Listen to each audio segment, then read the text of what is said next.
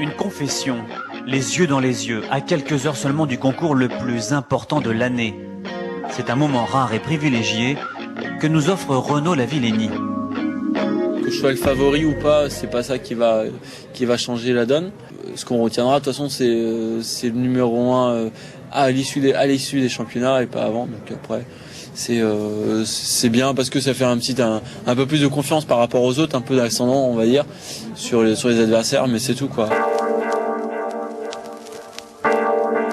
Ne pas se laisser envahir par le stress et la pression médiatique. C'est vraiment sa volonté et c'est le signe d'une très grande maturité. Jeudi matin, pour les qualifications du saut à la perche, il était très attendu. Mais avec autorité et facilité, il nous a livré une prestation proche de la perfection. Visuellement, je vois que ça tourne, mais c'est un grand stade, c'est pas la même impression de vitesse que d'habitude, mais ça dépote. Il y a les cannes, Théo, donc tu as juste à être un peu plus loin pour pouvoir passer vraiment, aller chercher ton butoir en épaule. C'est beau. Cette fraîcheur, cette insouciance, c'est sans doute l'une de ses plus grandes qualités. 3 sauts, 3 succès, dont le dernier à 5,65 m. Quoi qu'il en dise, Renaud Lavillenie est bien le grand favori de la finale de ce soir.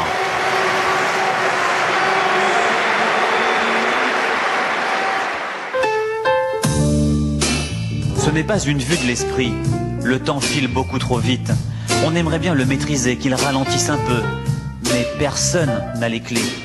Les yeux rivés sur la pendule, Renaud défie le temps. Tous les jours. Mais sans jamais s'enflammer. Voilà. C'est mieux cette course, j'aime bien.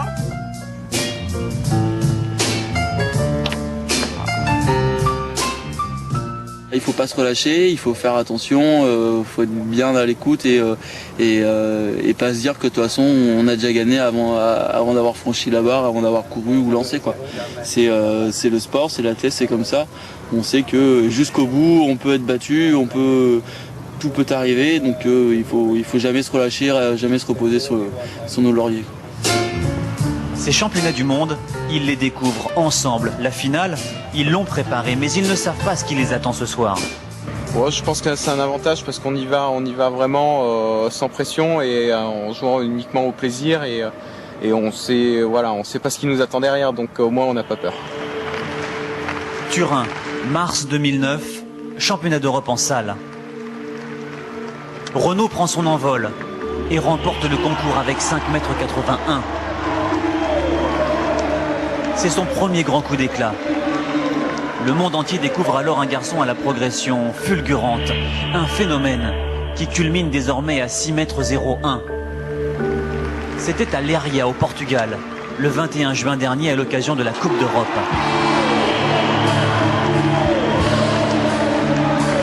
Avec son petit gabarit 1,77 m, 69 kg, il est le premier Français à franchir la barre mythique des 6 mètres en plein air. Et pense déjà à la suite.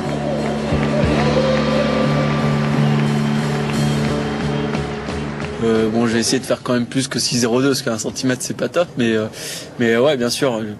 Maintenant, le rêve, ça va être un record du monde, mais bon, c'est peut-être même maintenant, c'est peut-être plus un rêve, quoi. C'est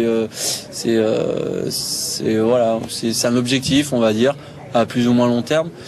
Mais bon, après, le rêve, c'est gagner des médailles, une multitude de médailles, qu'on va dire. Et tant qu'à faire, si elles peuvent être toutes de la couleur de l'or, on va pas s'en plaindre, quoi. Steve Hooker pourrait bien perturber les rêves du Français. Blessé aux adducteurs depuis des semaines, l'Australien, champion olympique, a tout misé sur un saut en qualification.